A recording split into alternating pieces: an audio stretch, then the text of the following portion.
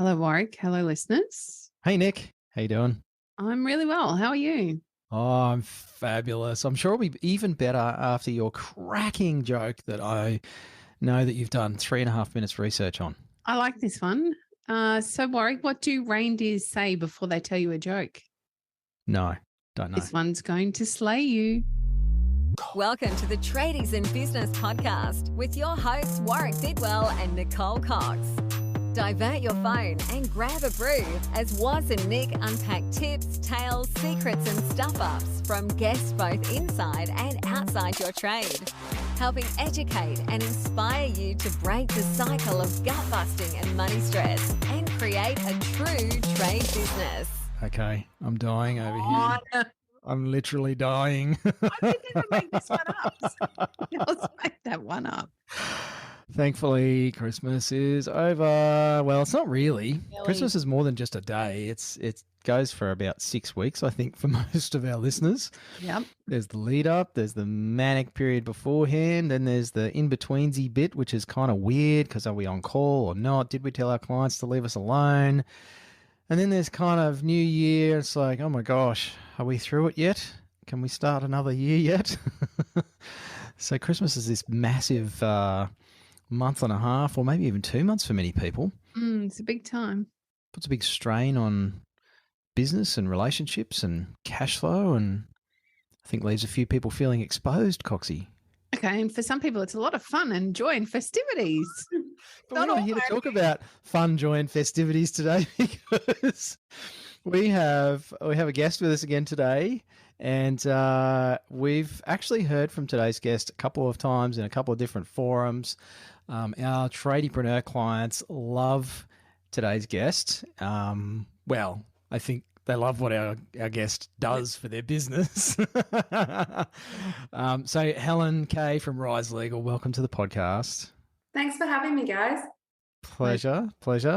Now, you did speak at our tradiepreneur client conference recently. Well, it doesn't feel that recent.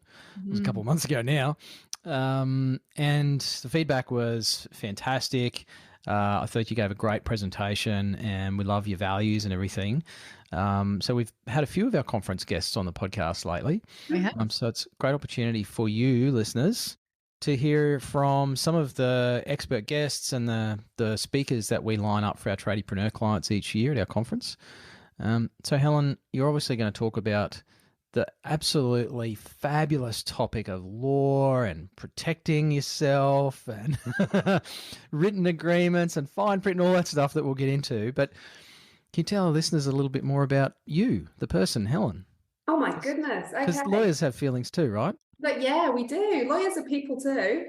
You didn't realise it. Some of them are a bit dodgy, but yeah. So I am from England, like you can probably tell from my accent. Didn't notice. Yeah, I know it's gone now. I've been in Australia 16 years, totally gone the accent. But I was actually brought over by one of the top law firms because I had a particular set of skills that was needed, and that was in buying pubs and nightclubs.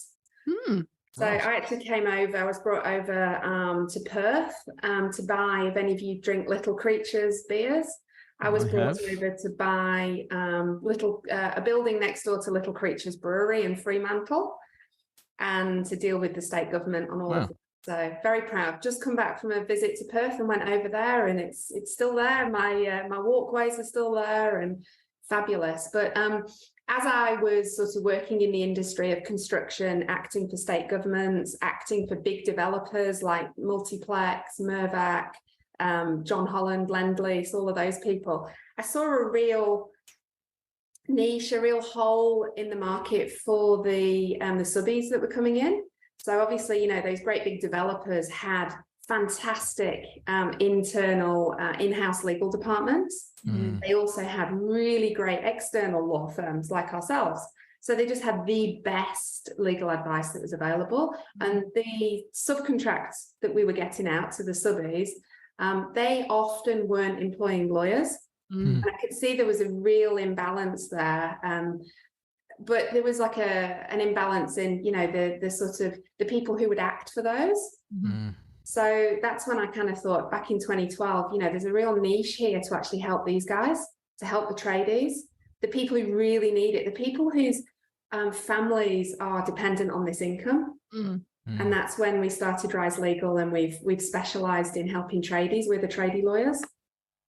Love it. Nice. It's a hell of a turnaround from beer to tradies, or maybe it's actually No, it's a great connection at all. I think that'd make a great conversation piece when you're talking to tradies. And do you know what's great as well, Nick, is that I often see documents that I had a hand in preparing for the developers. Yeah. And I can actually ring the in-house legal teams and say, can I have the other version? The contractor-friendly version that doesn't have the termination for convenience clauses, that doesn't have the liquidated damages. And it's just sort of knowing it. So you get, I've been on one side, and now I know exactly how the other side thinks. It's a bit of a minefield. I don't understand legal jargon, and I've had a lot of opportunity to learn it, unfortunately, over the last 10 years or so. And it's just not my field it's not my expertise. It's not my field of learning, despite some of the life lessons. And it really pays to have someone in your corner that can help you unpack what's happening. And I think one of the conversations that I've had time and time again through a very hard lesson that I learnt myself is obtaining that advice early is far less expensive than waiting until you've got to flick the button and, really obtain some very solid advice and start to make a plan.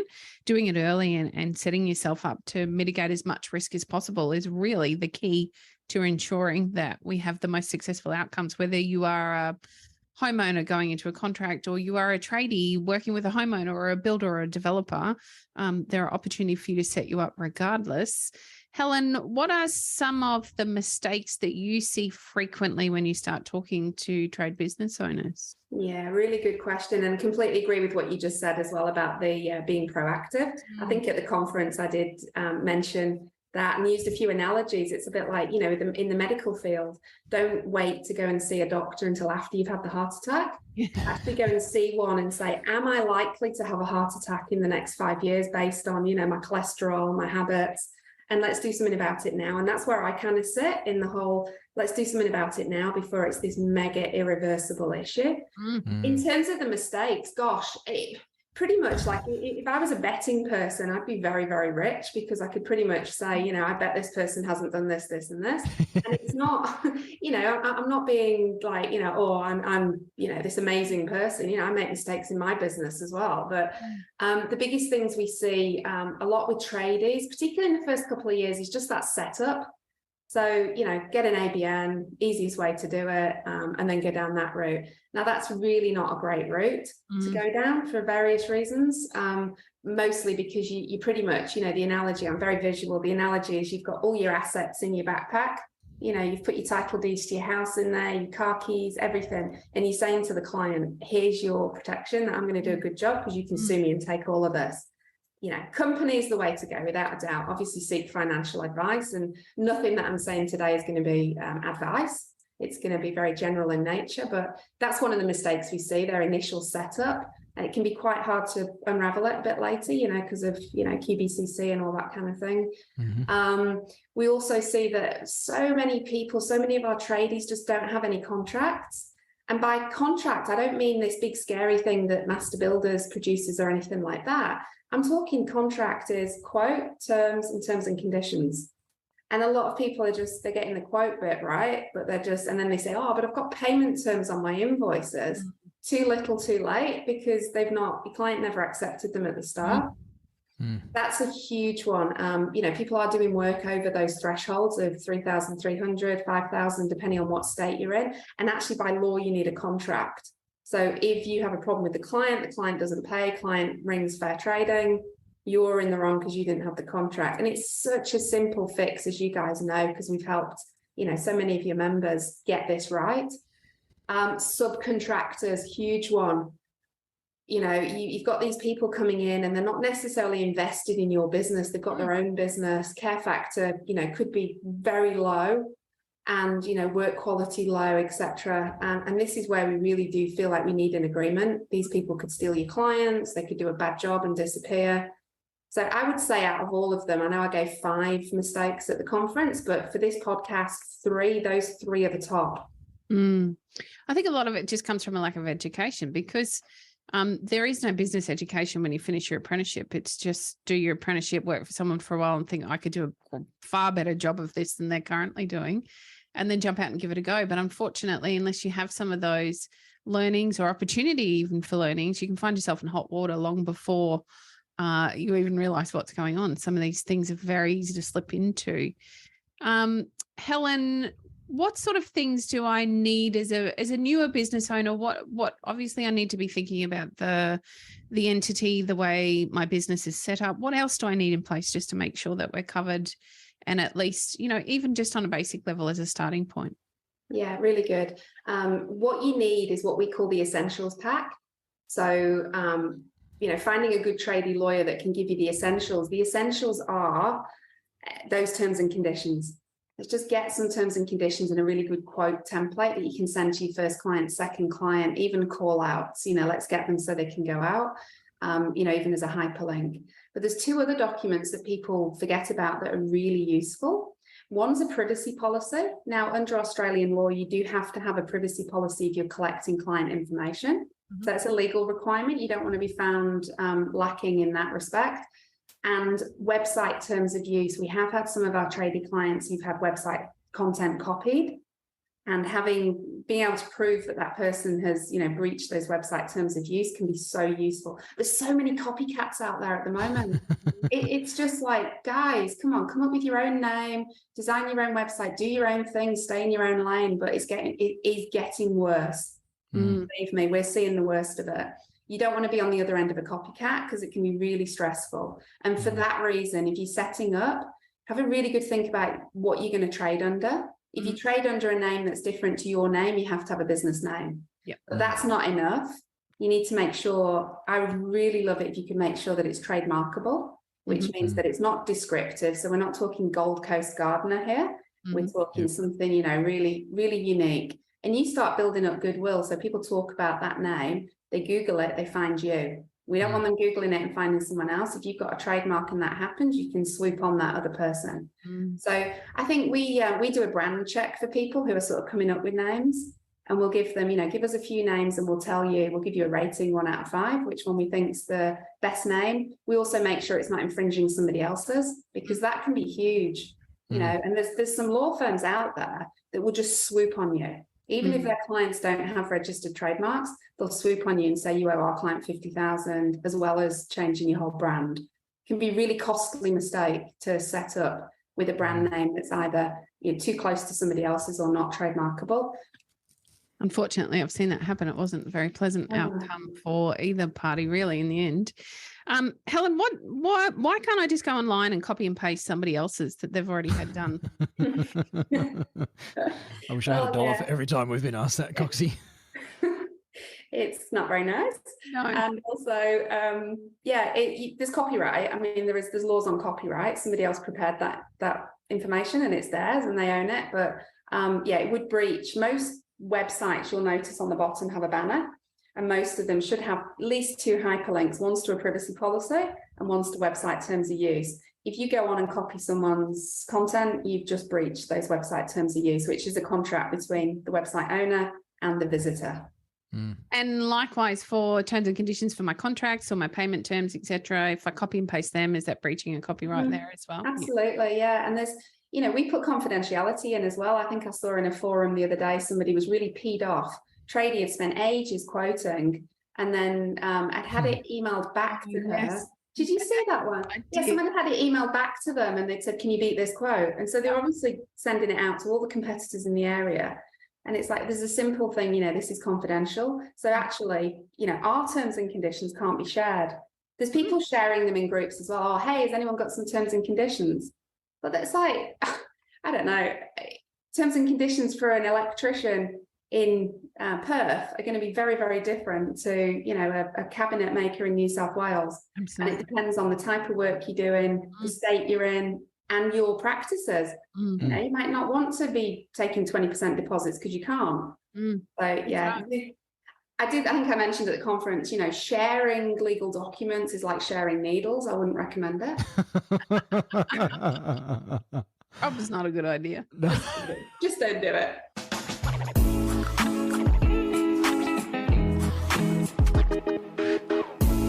Hey, Tradies in Business, was here. Sorry to interrupt your listening pleasure. I'm joined by Coxie, of course. Hello.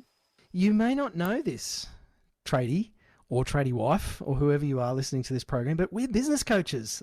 Oh my gosh, that feels weird to say. But we do actually work with people just like you to solve a bunch of problems.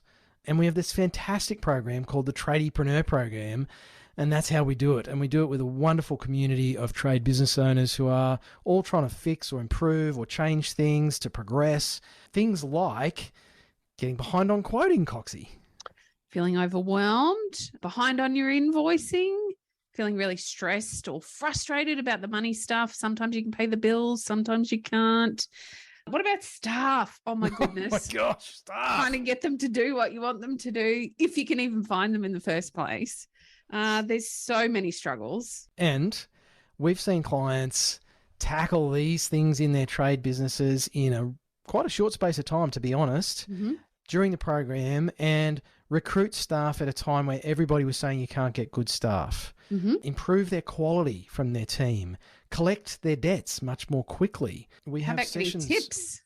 Yes. Getting tips, yes. So people rounding up, customers rounding up the invoice by hundreds of dollars because they're so happy with the sales process and the experience of dealing with the trade business owner and their team. So some amazing stories from our clients. But, you know, as they say in the commercials, don't take it from us. Hear what some of our clients have to say. Coming into Christmas, we are not worried about money. We've got enough money in the bank to pay everybody's leave. There's work booked in for the new year. And for the first time in a long time, we'll be having 3 weeks off and not worrying about the business. That's probably the biggest win of all. Using the cash flow forecast, I've been able to look into the future and see where I'm going to be situated financially. And it's actually started to have a huge bearing on whether or not I make purchases. By far, one of the best things about working with Nick and Woz are the other businesses that are working alongside them. It is amazing how empowering it is to be working alongside like-minded people who have similar goals, similar troubles. We can all relate to each other, and everybody helps everybody out by figuring out problems with you that they may have faced previously. Everybody has solutions and constructive feedback, and it's an incredibly friendly, warm, welcoming environment, not threatening at all. From every job, I know that I will get a sustainable wage that's industry leading. I can have at least 10 to 20% profit, and I can pay taxes, super, all of that, and I do not have to question whether or not I can because of the way that it's been built, and that is thanks to Tradies in Business and what they've taught me and what I've learned. So there you go. There's some real people. We did not pay them to say those things. And I think that sounds a lot better than Coxie and I reading them out. We really would love for you to check out more about how you could take your trade business to where you would like it to be. Surely you have a vision of what things could be like or what you wish they were like on a day-to-day basis, whether that is reducing stress or actually making more money. Maybe it's spending more time with the family, taking more holidays, having the choice that you really wanted when you started your business instead of this beast that seems to be there for many of you listening to this program. So if you want to find out more about how we do this through the Tradiepreneur Program, Coxie's going to tell you all about it. I'm actually not. I'm going to be really secretive and keep all of our magic up our sleeves. What I would like you to do, though, is head on over to tradiesinbusiness.com.au and you can learn all about us, why we do what we do, and how you can work with us, what that actually looks like. There's a whole bunch of free stuff there for you to download, lots of options. We've always got new stuff going up onto the website and a great place for you to learn a whole bunch more about how you can work with us. You can even book a 15-minute chat. For free. For free. That's how abundant we are. So head over to the website, check it out, book a chat with us, and we'd love to find out if you'd be a great fit for the Tradiepreneur community and start hanging out with some of those people that you just heard from. I was thinking sharing, life partners, but hey, let's go with the the really scary one. Both are pretty dicey. Hey, both cost you a lot of money. Yeah. Oh dear. So, I mean, so much of this is about the fact that preparation and prevention is cheaper in most cases than fixing stuff. And our tradies get that. You know, they would recommend to everybody that they get regular maintenance done on their plumbing. And actually, we've got a tradiepreneur who picked up a large account, and the business is having all of these problems because they haven't been doing their regular maintenance. And the maintenance would have cost them a lot less than all the replacements and the repairs that they're having to do now on this particular property. So why do you think it is that people don't do this stuff, Helen? I mean, Google's full of information. It's easy to go and diagnose my own health problems these days online. How come people avoid the prevention stuff and getting these things put in place? Yeah, it's a really great question. And do you know what people tell me all the time? They say to me, we didn't know where to go. So a lot of people have said to me, we knew we needed this stuff, we just didn't know where to go. And to be quite honest with you, there just aren't many law firms out there that are sort of reaching out to tradies and saying, you know, we understand you, we understand your pain points, your industry, and we can help you. People just haven't, you know, a lot of law firms, and we've seen evidence of, you know, people who've said, oh, we had the law firm draw up some terms and conditions for us a few years ago. And I look at them and I think, that's like retail online sales terms and conditions. That's got nothing to do with a tradie going into somebody else's property and carrying out work, you know, that is regulated. So, yeah, I think it's just not knowing where to go. So that's why we're trying to get out there as much as possible and say, look, you know, we're tradie lawyers. We can help you. We get you. We love our tradies. I'm not just saying that, like, as soon as, you know, we've not had any issues, touch wood, with any of our tradie clients. They're just genuine salt of the earth. And we love helping them. It's definitely challenging. I think, again, as I referenced earlier, this isn't my area of expertise. So often we don't know where to start or who to speak to first. It's great to have, obviously, places that are actively targeting specific industries and business. And I think that there needs to be some questions that people ask, so that they make sure that the person they're talking to understands them, because they're going to read those terms and conditions and not really understand the difference because they're uneducated in that part. It's really quite complicated. Are there some questions, Helen, that you would like your clients to ask you when they first start speaking to you? To me? Well, yes. I mean, most people find us through, you know, great conduits like yourselves, you know, people who are known and trusted already, which is great because it's got rid of that, you know, needing to validate. But I think I always do explain a couple of things when I speak to clients, and I sort of give them some help as well. I'll say to them, look, if you are phoning around other law firms, which is absolutely fine, you know, your clients are getting 3 quotes, why shouldn't you if you're getting some services? That's fine. And I also give them some tips, and I'll say, look, one of the biggest tips I'll give you is to ask them, do you do fixed fee billing? Because what we see a lot in the legal industry, it's still quite old fashioned in certain areas. We do see lots of what we call fee estimates. And someone will say, oh yeah, that'll be $1,500. But actually when the costs agreement comes out, it basically says that, you know, this is the charge out rate for all our different levels of lawyers. And what they're doing is they're running clocks in the background, and then come to the end of the matter or the end of the month, you'll get a bill for however long it's taken. So this bill that says email, phone call, perusing document, amending document, you know, anyone who's had lawyers will be able to resonate with that. And it can be a bit of a surprise, which is why I do recommend people do ask for fixed fee lawyers like ourselves. You know, I've been doing this for 23 years. I know how long it would take me and my team to do these things. And I know how much, you know, is a reasonable value added price. So that's a good one. And then another thing to ask is, do you regularly act for insert your industry, insert your location? Do you regularly act for electricians in Perth? Do you regularly act for builders in New South Wales? That would be and if they stumble and go, oh, well, you know, a contract's a contract, you know, that kind of thing, then you know you're not in the right place. The website should be obvious as well. There should be lots of content geared towards tradies and you know, subcontract agreements, that kind of thing. I think another one of the fears is around the cost. I think it's pretty common because, again, we're uneducated and we're all brought up with the same fear in the media that we hear from tradies. Every tradie you see on TV is a crappy tradie. They're never good ones. And every time you see a lawyer on the television, it's to do some great big legal dispute, and it looks really expensive. They've got beautiful suits and carry expensive briefcases and get out of designer cars. And it just feels really expensive. And yet, as we've already said, it can be so much more expensive to do it after the fact. Is there, with fixed price billing, that's fantastic. It's very clear and open.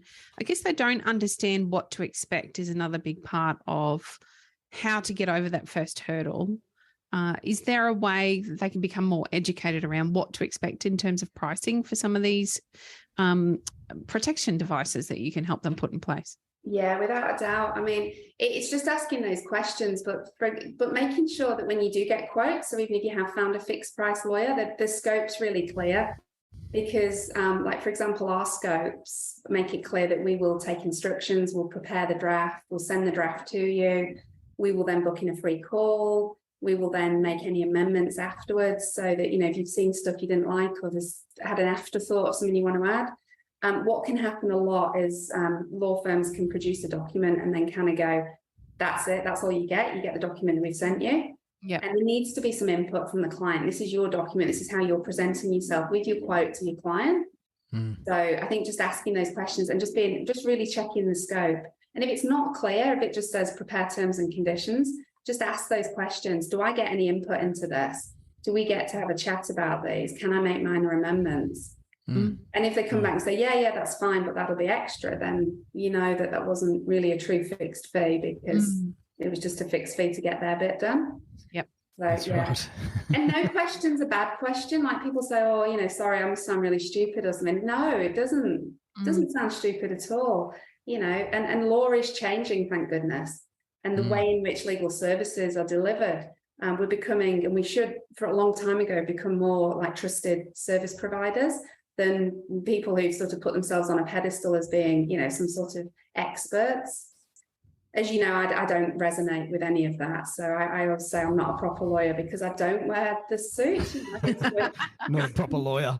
I'm not a proper lawyer. I don't go to court. That's my strict line in the sand. I keep people from going to court, and the litigators hate me. I put clauses in which would make it very hard for people to go to court as a first instance.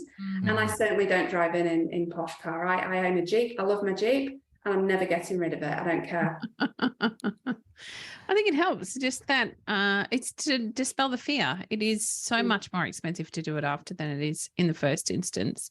But then, of course, it's finding those people that you can trust. So understanding, I guess you have to arm yourself with a basic understanding, and that is a great place. Google is a great place to start. I would be using groups in a different way. So some of the things you and I would both see in common are very much around that sharing or getting advice from somebody that doesn't have a clue through their own experience. Often they'll share. That's not necessarily right for you either.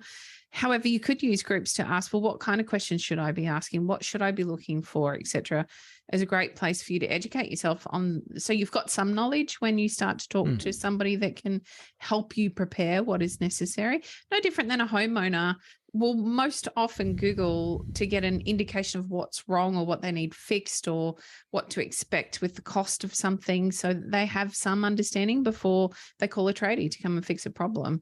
I think as business owners, we need to do the same and at least somewhat educate ourselves so that we don't have to feel like the wool's being pulled over our eyes, and that's going to remove yet another barrier. Yeah, informing ourselves is really important, Coxie, which is why we do this podcast. Yes. Fancy that. Helen, I've got, I don't really want to call it the penultimate question, because that kind of indicates that perhaps this is the only question anybody needs to answer in their entire life, and it's so not that.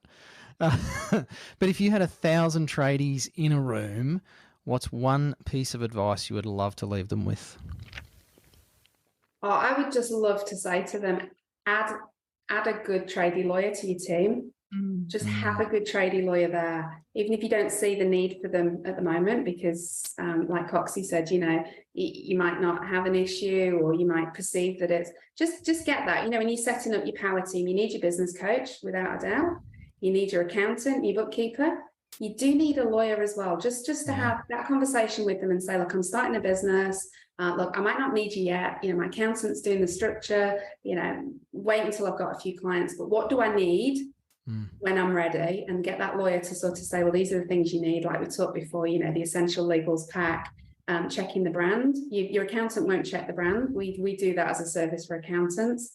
I think just having that person that's, you've got them there, I think that'll give you some peace of mind to go, if there's ever an issue or when I'm ready to be proactive, I've got the exact right person. So I'd find that person and add them to your important contacts list. Absolutely. It's like the triple treat.